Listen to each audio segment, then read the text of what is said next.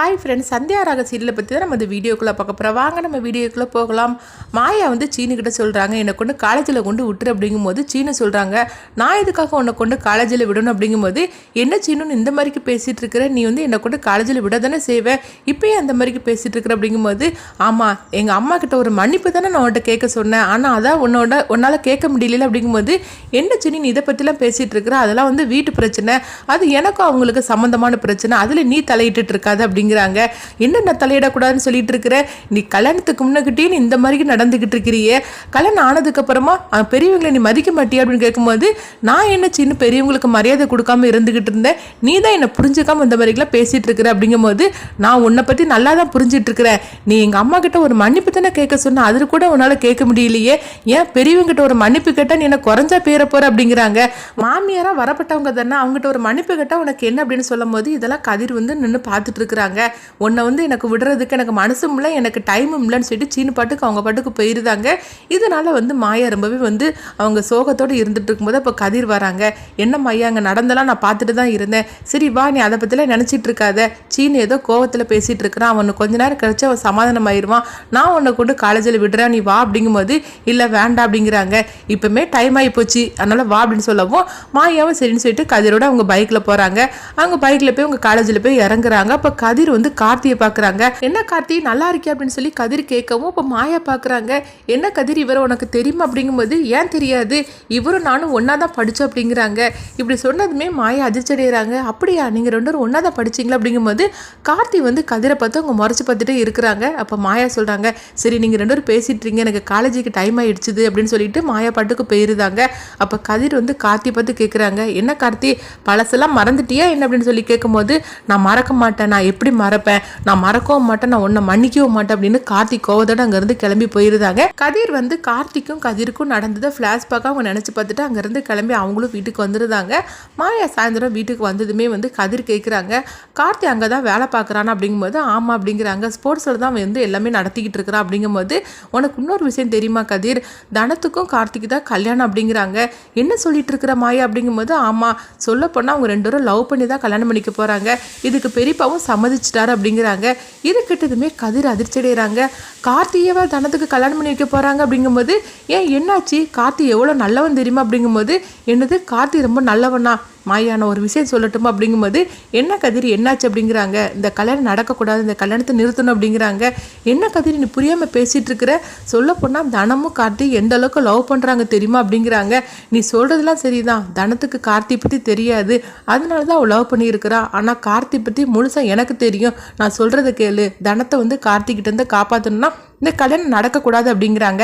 அப்போ மாயா சொல்கிறாங்க, என்ன கதிர் நீ விளையாடிட்டு இருக்கிறியா என்ன, கல்யாணத்தை நிறுத்துங்க, கார்த்தி நல்லவன் இல்லைங்க, நீ சொல்கிறது எனக்கு ஒன்றுமே புரிய மாட்டேங்குது, நீ என்ன நடந்துச்சுன்னு எனக்கு வந்து நல்லா தெளிவாக சொன்னாதுன்னு எனக்கு புரியும் அப்படிங்கும்போது, இல்லை மாயா இப்போதைக்கு என்கிட்ட எதுவுமே நீ கேட்காத, ஆனால் இந்த கல்யாணம் நடக்கக்கூடாது அப்படிங்கிறாங்க. இந்த கல்யாணம் நடந்தாக்கி கண்டிப்பாக தனமும் கார்த்தியும் நான் சந்தோஷமாக இருக்க மாட்டாங்க, நான் சொல்கிறது கேளு அப்படிங்கும்போது, கதிர் நீ என்ன நடந்துச்சுன்னு என்கிட்ட உண்மையை சொன்னாதான் எனக்கு புரியும், நீ பாட்டுக்கு வந்த கார்த்தி மோசமானவங்கிற, கல்யாணத்தை நிறுத்துங்கிற, இப்படிலாம் சொன்னால் நான் என்னென்ன நம்புறதுக்கு, நீ என்ன நடந்துச்சுன்னு சொல்லு அப்படிங்கிறாங்க. அப்போ கதிர் சொல்கிறாங்க, இதை நான் சொல்லக்கூடாதுன்னு தான் நான் இருக்கிறேன், ஆனால் தனத்தோட வாழ்க்கையை காப்பாற்றுறதுக்கு எனக்கு வேறு வழி இல்லை, அதனால உங்ககிட்ட அந்த உண்மையை சொல்கிறேன் அப்படின்னு சொல்லிட்டு கார்த்தி பற்றின எல்லா ரகசியத்தையும் வந்து கதிர் சொல்கிறாங்க. இதை கேட்டதுமே வந்து மாயா வந்து அதிர்ச்சி அடைகிறாங்க. என்ன கதிர் சொல்கிற, கார்த்தி பற்றி நீ சொல்கிற கூடது எல்லாமே வந்து உண்மை அப்படிங்கும்போது, சத்தியமாக அது உண்மை, தனத்தோட வாழ்க்கையை காப்பாற்றணும் அப்படிங்கிறாங்க. இப்படி சொன்னதுமே மாயாவுக்கு என்னன்னு தெரியல. கதிர் அப்படிப்பட்ட ஃப்ளாஷ்பேக் அவங்க என்ன கதையை சொல்லியிருப்பாங்கன்னு சொல்லி நம்ம வெயிட் பண்ணி பார்க்கலாம். அப்போ மாயா சொல்கிறாங்க, கார்த்தி இந்த அளவுக்கு மோசமானவன்னு நீ சொன்னதுமே எனக்கு வந்து எப்படி இருந்துச்சு தெரியுமா, தனத்தை நம்ம எப்படியாவது காப்பாற்றணும், ஆனால் என்ன பண்ணதுக்குன்னு தெரியல அப்படின்னு சொல்லும் போது, நீ எப்படியாவது தனத்திட்ட சொல்லி புரிய வச்சுட்டு நீ இந்த கல்யாணத்தை நிறுத்தணும் அப்படிங்கிறாங்க. அப்போ மாயா சொல்கிறாங்க, சரி நீ சொல்லிட வேண்டாம், நானே தனத்திட்ட எடுத்து சொல்கிறேன் அப்படின்னு சொல்லிட்டு அவங்க மாயா வந்து தனம் இருக்கிற ரூமுக்கு வராங்க. அப்போ தனம் அங்கே உட்காந்துருக்கவும், என்ன மாயா வா அப்படின்னு சொல்லி கூப்பிடும்போது, அப்போ மாயா வந்து தனத்தில் சொல்கிறாங்க, தனம் நான் ஒரு விஷயம் சொல்லுவேன், அது நீ கேட்டுப்பிய அப்படிங்கும்போது, என்ன மாயா நீ சொல்ல போகிற சொல்லு அப்படிங்கிறாங்க. இல்லை நீ கார்த்திக்கும் உனக்கு நடக்கிற கல்யாணத்தை நிறுத்திடலாம் அப்படிங்கிறாங்க. இப்படி சொன்னதுமே தனம் அதிர்ச்சி அடைகிறாங்க. என்ன மையா விளையாடுறியா அப்படின்னு சொல்லி கேட்கும்போது, கார்த்தி என்னை நான் வந்து எந்த அளவுக்கு விரும்புகிறேன்னு உனக்கு தெரியும்ல, அதே மாதிரிக்கு அவரும் என்னை எந்த அளவுக்கு விரும்புகிறான்னு உனக்கு தெரியும்ல, அப்படி இருக்கும்போது எதுக்காக அந்த கல்யாணத்தை நிறுத்த சொல்கிற அப்படிங்கும்போது, இல்லை என்கிட்ட வேறு எதுவுமே கேட்காத, ஆனால் கார்த்தி நல்லவர் இல்லை, அது மட்டும் நான் சொல்கிறத கேள் அப்படிங்கும்போது, நல்லவர் இல்லைன்னு நீ எப்படி சொல்ல முடியும், அதுக்கு ஏதாவது ஆதாரம் வச்சிருக்கிறியா என்ன, ஆரம்பத்துலேருந்து இந்த கல்யாணத்தை நிறுத்துறதுக்காக நீ என்னெல்லாமோ நீ செய்துட்டு இருக்கிற, எனக்கு கொஞ்சம் கூட பிடிக்கல, இங்கே பாரு என் விஷயத்தில் நீ தலையிடாத பார்த்துக்கோ அப்படிங்கிறாங்க. கார்த்தி எப்படிப்பட்டவர்னு எனக்கு தெரியும், அதனால் நீ இந்த விஷயத்தில் நீ தலையிட வேண்டாம், கார்த்தி என்னால் மறக்க முடியாது, எனக்கும் அவருக்கு கல்யாணம் நடக்கிறது தான், இந்த கல்யாணத்தை நிறுத்துதுன்னு சொல்லிட்டு நீ வந்தேன்னு வச்சுக்கோங்க, அப்புறமா ஒன்று நான் வெறுக்கிற மாதிரிக்கு ஆயிரும் அப்படின்னு சொல்லவும், அப்போ மாயா சொல்கிறாங்க, என்ன தானே நான் சொல்கிறது நீ புரிஞ்சிக்க மாட்டே அப்படிங்கும்போது, நீ எதுவுமே நீ சொல்ல மாட்டேன், நீ நான் வந்து புரிஞ்சிக்க வேண்டிய அவசியமே இல்லை, கார்த்தி என்னுடைய உயிர், நான் அவரை தான் கல்யாணம் பண்ணிப்பேன், இதை பற்றி நீ வேற எதுவும் நீ பேசிட்டு இருந்தேன்னு வச்சுக்கோங்க, என்னை உயிரோடையே பார்க்க முடியாது அப்படின்னு தனம் சொல்லியிருந்தாங்க. இதனால மாயாவுக்கு என்ன பண்ணுறதுன்னு தெரியல, இந்த விஷயத்தை பற்றி யாருக்கிட்ட பேசணும்னு தெரியல. மாயா வந்து நினைக்கிறாங்க இந்த கல்யாணத்தை தடுத்தே தீரணும், தனத்திட்ட சொன்னால் அவள் புரிஞ்சுக்க மாட்டேங்கிறா, அதனால கண்டிப்பாக அந்த கல்யாணத்தை நிறுத்தியே தீரணும், ஆனால் தனத்திட்ட எப்படி சொல்கிறேன்னு தெரியலையே அப்படின்னு சொல்லி மாயா வந்து ரொம்பவே குழப்பத்தோடு இருந்துட்டு இருக்கிறாங்க. அடுத்து அங்கே பார்த்தோம்னா வந்து பத்மாவை தான் காட்டுறாங்க. பத்மா ரூமில் இருக்கும்போது அப்போ அங்கே சாரு வராங்க. அத்தை உங்கள் நடிப்பு ரொம்பவே நல்லா இருந்தது அப்படிங்கிறாங்க. அப்போ பத்மா கொஞ்சம் இரு அப்படின்னு சொல்லிட்டு அவங்க கதவை லாக் பண்ணிட்டு வராங்க.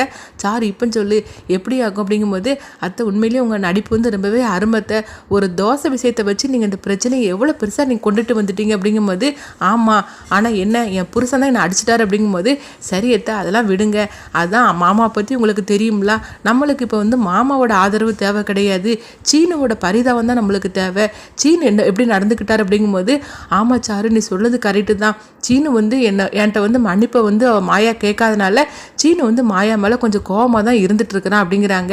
இந்த கோபத்தை நம்ம ஊதி ஊதி பெருசாக்கிருந்தது அப்படிங்கும்போது, அதெல்லாம் அசால்ட்டு, சீனு வந்து நம்ம பக்கம் திரும்பணும், அதுதான் நம்மளுக்கு முக்கியம், மாமாவை வந்து திருப்புறதுலாம் நம்மளுக்கு பெரிய விஷயமே கிடையாது, அவர் வேணா என்னனாலும் பேசிட்டு போட்டோம், எனக்காக நீங்கள் மாமா கிட்ட ஒரு அடி வாங்க மாட்டீங்களா அப்படிங்கும்போது, ஆமா சாரு உனக்காக தான் அவரை கொடுத்த அடியை நான் வாங்கிட்டு இருக்கிறேன் பார்த்துக்கோ, ஆனால் எனக்கு எப்படி இருந்துச்சு தெரியுமா அப்படின்னு சொல்லும் போது, சரியத்தை நீங்கள் எனக்காக அதை அட்ஜஸ்ட் பண்ணிக்கோங்க அப்படிங்கிறாங்க.